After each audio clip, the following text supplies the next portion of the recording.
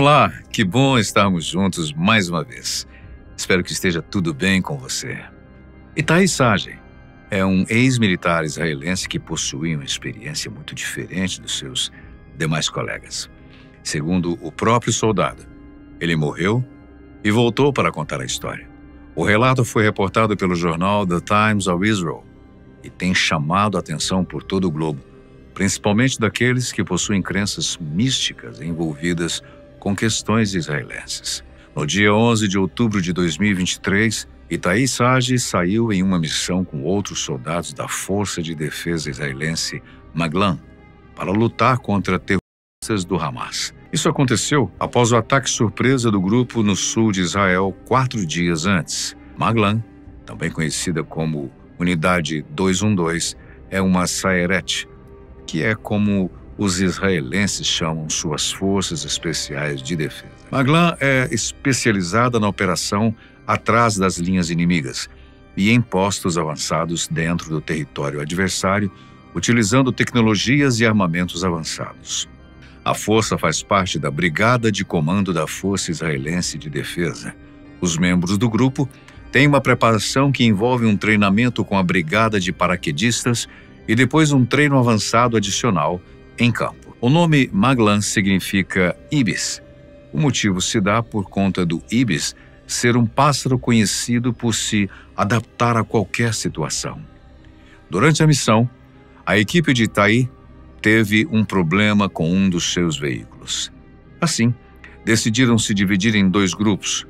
Um deles permaneceu para consertar o veículo, enquanto o outro foi em direção a um abrigo antibombas perto da estrada, a fim de se proteger com ataques de foguetes. Apesar de serem soldados bem treinados, essa não foi uma das decisões mais indicadas e rendeu graves consequências para eles. Afinal, perder metade do grupo para apenas uma tarefa de consertar um veículo não é o ideal. Quando o grupo de Itai chegou ao local, foi recebido com fogos por 8 terroristas Nukba que estavam preparando uma emboscada para eles. Nukba é a força especial das brigadas Al-Qassam, que, por sua vez, são o braço militar do Hamas. Imediatamente, 6 soldados israelenses foram atingidos de maneira que ficaram fora de ação. Itai conseguiu revidar e neutralizar 2 inimigos. Os soldados Nukba, no entanto, começaram a lançar granadas. Uma delas caiu próxima de Itai, mas ele não viu. A explosão o atingiu fortemente e abriu um gigantesco rombo em seu pescoço. O que aconteceu depois é a parte mais surpreendente da história. Sage contou ao The Times of Israel o que aconteceu em fevereiro durante uma entrevista no Beit Haloshem, em Tel Aviv. O local é um dos vários centros israelenses que servem para reabilitação a longo prazo para soldados feridos. Vejamos o que ele disse. Lembro-me de não respirar por meio minuto quando fui atingido. Durante esse tempo, eu estava observando os meus arredores de fora do meu corpo e ordenando a mim mesmo que retornasse à vida. Sage relatou. Ou seja, o combatente sentiu como se estivesse morto, mas ainda consciente. A sua consciência, a alma, o que quer que seja, assistia à distância o seu próprio corpo e o restante da batalha. Nesse estado, Itai relatou assistir a seus companheiros derrotar os adversários. Enquanto isso, um médico de combate manteve a mão enfiada no pescoço de Sage para evitar um maior sangramento. Após o combate terminar, o médico conseguiu cobrir o ferimento com uma boa quantidade de gás. Posteriormente, ele foi evacuado de helicóptero para o hospital Ishilov, em Tel Aviv, onde chegou 40 minutos depois. Nos meses seguintes, Sage precisou se recuperar de sua lesão no hospital Ishilov. O guerreiro de 25 anos é estudante de administração e direito e veio do Kibbutz Gador, no norte de Israel. Kibbutz são comunidades agrárias coletivas comuns em Israel. Após alguns meses, Itai passou a gastar boa parte de seu tempo no centro de reabilitação Beit Haloshem. Ali, os veteranos de guerra com fortes sequelas possuem atividades de recreação e esportes. Existem outros centros Beit Haloshem em Haifa, Jerusalém e Beerseba. Um novo será aberto em 2025 em Ashdod. Os centros são administrados pela organização Zahal de veteranos desabilitados e possuem suporte parcial do Ministério da Defesa. Os locais têm como objetivo serem o próximo passo de um veterano após terminar a sua recuperação médica no hospital. O anseio é que ofereçam um suporte para a vida toda, como se fossem uma segunda casa para os ex-soldados e suas famílias. Os centros oferecem instalações de última geração e todas as atividades terapêuticas possíveis, incluindo uma ampla variedade de esportes adaptativos e não adaptativos, arte, música, palestras e viagens. Os Beit Haloshem são um lugar onde ser um veterano desabilitado é o normal. O foco é permanecer ativo e engajado, além de trabalhar em desafios pessoais. O presidente da organização Zahal, Edan Kaidman, é um exemplo pessoal. O soldado é cadeirante desde que foi atingido em 92 em Gaza, enquanto servia. Não há outro país que tenha isso para os seus veteranos incapacitados. Nós tivemos veteranos americanos aqui nos visitando e chorando de inveja quando viram o quão comprometidos estamos com a reabilitação de longo prazo para os nossos homens e mulheres, disse Ora Seidner. Seidner faz desenvolvimento de projetos para a organização através do Fundo Zahal para veteranos desabilitados. De acordo com uma declaração do Ministério de Defesa israelense de fevereiro, mais de 55 mil soldados feridos entraram no sistema de reabilitação desde o início da guerra. A expectativa é que 20 mil estejam no fim deste ano. 90% deles são homens e a maioria tem 30 anos ou menos. Até março, 42% dos ferimentos sofridos eram em membros e 21% dos feridos sofreram problemas psicológicos, incluindo transtorno de estresse pós-traumático. Costumava levar mais tempo até que um soldado fosse reconhecido como permanentemente incapacitado. Mas nessa guerra, o processo foi simplificado e milhares já receberam a designação, disse Seidner. Assim como com o resto do país, os eventos de outubro do ano passado pegaram a organização Zahal de veteranos desabilitados desprevenida. Em resposta, está construindo em seus espaços subutilizados nos centros Beit Haloshem e expandindo a sua força de trabalho, o que inclui quadruplicar o número de funcionários que trabalham com pessoas com transtorno de estresse pós-traumático. Já o novo centro em Ashdod vai fornecer serviços essenciais para veteranos desabilitados e suas famílias no Sul, lugar bem impactado pelo conflito. Seidner informou que a organização lançou mão de um fundo de emergência e está arrecadando mais fundos de maneira estratégica.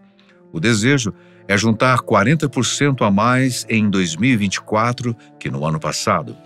Uma doação de 24 milhões de dólares dos amigos da Força de Defesa israelense ao Centro Médico Sheba para a Saúde Mental de Veteranos vai permitir que os Beit Haloshem reforcem a sua capacidade. Assim, mais veteranos com TEPT serão socorridos. Uma parte significativa da doação será destinada aos psicólogos do Sheba. Outro soldado beneficiado é Yuval Patiev, de 20 anos, que pertencia à Brigada Golani. A brigada é uma respeitada força de infantaria. Patiev teve a sua perna mutilada no dia 7 de outubro de 2023, quando um ataque do Hamas danificou o veículo em que estava próximo à fronteira de Gaza. Uma das bombas colocadas embaixo do veículo explodiu. Patiev conheceu Sagi quando foram colegas de quarto no hospital Ishilov. Os dois se tornaram amigos e, posteriormente, passaram a palestrar contando as suas histórias em nome da ZDVO. Patiev também ficou vários meses sendo tratado por um psicólogo para se recuperar da sua lesão. Entretanto, ele disse que ir ao Beit Haloshem se tornou parte importante da sua vida. O seu desejo é voltar a correr. Você vem aqui e pode usar a piscina, a academia e a quadra de tênis. Mentalmente, é muito bom porque você não está sozinho. Você está compartilhando as mesmas coisas que os outros ex-soldados que estão aqui. Eles podem ter 60, 50 ou 40 anos, enquanto eu tenho apenas 20, mas percebi conversando com eles e observando-os que a vida não termina com seu ferimento e você pode seguir em frente, disse Patiev. Antes do dia 7 de outubro de 2023, 60% dos membros dos Beit Haloshem tinham 60 anos ou mais. Com o grande fluxo de jovens vindos da guerra, os centros vão expandir o seu programa especial para pessoas de 18 a 35 anos. Eli Shayot, 26 anos, treina diariamente no Beit Haloshem de Tel Aviv. Ele quebrou o pescoço num acidente de treinamento da Maglan em 2018 e agora é uma estrela do tênis em cadeira de rodas. Beit Haloshem forneceu tudo o que eu precisava, do treinamento a suporte e financiamento. Mais importante, me permitiu voltar aos esportes, que é algo que eu amava e no qual eu me destacava antes da minha lesão, disse Shayot. Desde o início da guerra, ele tem ido frequentemente a hospitais para falar com soldados em recuperação, para contar a eles sobre Beit Haloshem e convidá-los a conferir. Além da questão mais concreta da coisa, as pessoas israelenses veem o caso com outros olhos, principalmente o de Itai, que supostamente deixou o próprio corpo por alguns instantes. Isso porque, para a cultura judaica, as pessoas não passam por suas vidas sem cumprir as suas missões. Esse é o conceito do tikkun. Literalmente, tikkun significa reparo ou conserto. O judaísmo crê que todos temos tikkunim, ou reparos, a fazer em nossa alma. Além disso, a Kabbalah explica que esses reparos que precisamos fazer são o motivo pela qual nós fomos criados ao mundo. Assim, pode-se dizer que foi para isso que nascemos, para realizar o nosso tikkun. É nesse aspecto que é possível entender o tikkun como uma espécie de missão pessoal, no sentido de que o que a sua alma veio fazer e realizar no mundo. Para os judeus, não é você que escolheu o seu tikkun, é o seu tikkun que te escolhe. A Kabbalah diz que o tikkun pode envolver um monte de coisas e sempre pode ser realizado de vários modos. Não há um jeito único e correto de fazer esses concertos. Toda vez que você age, você pode estar corrigindo o mundo. Portanto, no caso de Itai, o soldado ainda não havia cumprido seu tikkun, por isso, ainda não era chegada a sua hora. Ainda que tenha sofrido um ferimento fatal na cabeça. Agora recuperado, o combatente dá palestras pelo mundo e ajuda veteranos desabilitados a se sentirem bem novamente. Talvez seja esse o tikkun de Itai, apesar de ser muito difícil distinguir com exatidão a missão de cada um de acordo com o judaísmo. No entanto, se enxergarmos o caso de Itai com os olhos da ciência, veremos algo um pouco diferente. Do ponto de vista neurológico, quando morremos, nosso sistema nervoso central deixa de funcionar de forma permanente. Os mecanismos disparados no organismo, porém, dependem da forma como o indivíduo morre. Por exemplo, quando a pessoa morre lentamente, o corpo tende a priorizar o cérebro, o coração e os rins. Os outros órgãos vão sofrendo até que tudo pare bruscamente. A pessoa sofre uma desaceleração e para de ter movimento e ação. Quando a vítima morre num caso que não envolve o cérebro inicialmente, a situação é diferente. De acordo com o neurologista Felipe Chaves Duarte, quando o paciente morre por causas não neurológicas, lentamente há uma perda da regulação da pressão arterial nos vasos da cabeça, com redução do aporte de oxigênio e glicose. Com isso, os neurônios entram em morte celular por hipóxia, que é a falta de oxigênio, e ocorre uma isquemia das células neuronais. Elas extravasam seu conteúdo para o meio ao redor das células e param de funcionar. Após a morte neuronal, vários outros órgãos podem permanecer funcionando, Isso é a famosa morte encefálica. Neste caso, não existe mais consciência do paciente. Se vamos para a temática do que sentimos na hora da morte, entramos num campo difícil. Afinal, não existem relatos de pessoas que realmente morreram e voltaram. Sim, de acordo com a ciência, o caso de Itai não foi uma ressurreição. O que temos são pessoas que foram reanimadas. Um estudo publicado na revista Resuscitation, em 2014, entrevistou 101 pacientes que sofreram parada cardíaca e passaram por isso. A maioria disse não se lembrar de absolutamente nada. Pouco mais de 40% relatou memórias detalhadas, como ver plantas, pessoas ou sentir muito medo.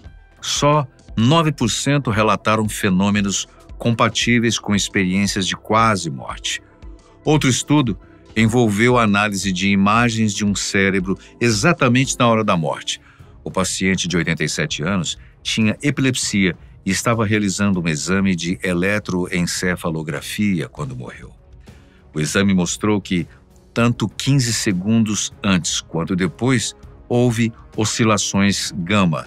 Esse ritmo de funcionamento é considerado alto, com mais de 32 Hz de frequência. As ondas gama são responsáveis pela atividade sincronizada dos neurônios e são associadas à memória, meditação e aos sonhos. Esse exame mostra que, segundo o neurocirurgião Fernando Gomes, passamos por um momento de superconsciência antes da consciência ir embora. Porém, para ele, isso depende do caso. Há algumas mortes súbitas ou com uma extrema dor que provavelmente não tenham qualquer tipo de sensação. O sistema nervoso central simplesmente deixa de funcionar e a consciência apaga.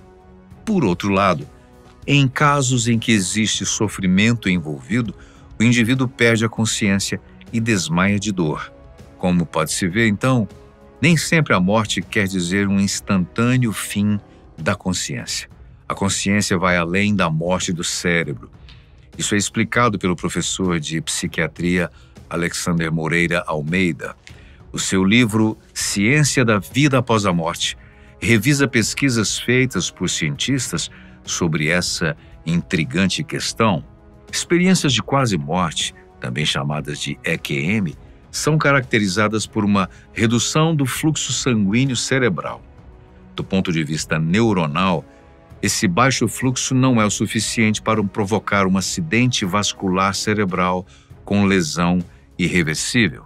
Assim, mantém algum grau de consciência e existem memórias sobre a experiência. É muito comum o relato da percepção de um túnel como uma luminosidade no final e uma sensação de bem-estar provavelmente provocada pela liberação de neurotransmissores, como, por exemplo, derivados de opioides, endorfinas e correlatos, diz o Dr. Fernando Gomes. Com a perda temporária de várias regiões cerebrais na EQM, a pessoa pode experimentar sensações diversas.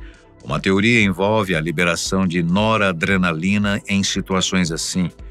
A substância está envolvida com o medo e com o estresse, além de se conectar com regiões que medeiam a emoção. Outros neurotransmissores envolvidos parecem ser opioides feitos pelo próprio cérebro e a dopamina. De acordo com Felipe Duarte, neurologista, existem relatos muito surpreendentes de momentos assim. São relatos de pacientes que sobreviveram a uma parada cardíaca e contam de percepções de um extrapolamento da consciência, vendo o seu corpo e os cuidados que recebe de fora, passando por uma luz ou um túnel e tendo uma sensação mística, em geral positiva, de conexão mentais importantes da sua vida e, por vezes, escolhas de retornar para a vida terrena. A sensação de estar fora do corpo também existe em episódios com a paralisia do sono, quando a pessoa está dormindo, mas ainda ciente do mundo externo. O fenômeno é explicado pela região entre os lóbulos temporal e parietal do cérebro, que pode causar uma falsa sensação de transcendência para fora do corpo. Já a sensação de um túnel de luz acontece quando existe uma queda de pressão nos vasos que irrigam a retina, o que ocorre em paradas cardíacas. Em EQM, são comuns relatos de emoções positivas, como a euforia e a aceitação. Isso ocorre ao inibir um receptor neural chamado NMDA. Algo parecido acontece com pacientes em doenças neurodegenerativas. Alucinações com pessoas que já faleceram são comuns, uma vez que falhas em regiões semelhantes podem ocorrer. Um dos casos clássicos de EQM foi publicado na revista médica The Lancet. No artigo, um cardiologista relata um estudo que fez ao seguir pacientes que tiveram parada cardíaca. Num dos casos, um paciente chegou ao hospital praticamente morto. Os médicos estavam a ponto de desistir quando o seu coração voltou a pulsar. O paciente ficou um tempo em coma após a reanimação, mas essa não foi a parte mais impressionante. Quando ele saiu do coma e foi para o quarto, ele viu o enfermeiro e falou: "Você sabe onde está a minha dentadura?" O enfermeiro olhou para ele assustado e o paciente descreveu o dia em que ele teve a parada cardíaca e viu o enfermeiro colocando a dentadura dentro de um potinho na segunda gaveta. Quando eles procuraram, ela realmente estava lá. Bom, como vimos antes, há realmente uma questão no cérebro que nos dá uma sensação de estar fora do corpo. No entanto, isso não explica como esse paciente em específico tinha tantas informações detalhadas no dia em que passou mal. Segundo Alexander Moreira Almeida, há a possibilidade da própria consciência continuar existindo mesmo se o cérebro não estiver mais funcionando. Curioso. Portanto, existem duas possibilidades ao interpretarmos o que aconteceu com Itai. Uma delas diz que ele morreu, porém, retornou de forma milagrosa, pois ainda precisa cumprir o seu tikkun. Outra afirma que ele teve uma experiência de quase morte e que, assim como várias outras pessoas, teve uma sensação de estar consciente fora do próprio corpo. Bem, qualquer uma das possibilidades é fascinante. Cabe a você decidir em qual acreditar. Nós ficamos por aqui. Por favor, deixe os seus comentários sobre o que acha do tema, sobre essas experiências tão fascinantes. Nós agradecemos muitíssimo a sua companhia sempre tão especial. A gente se vê no próximo vídeo.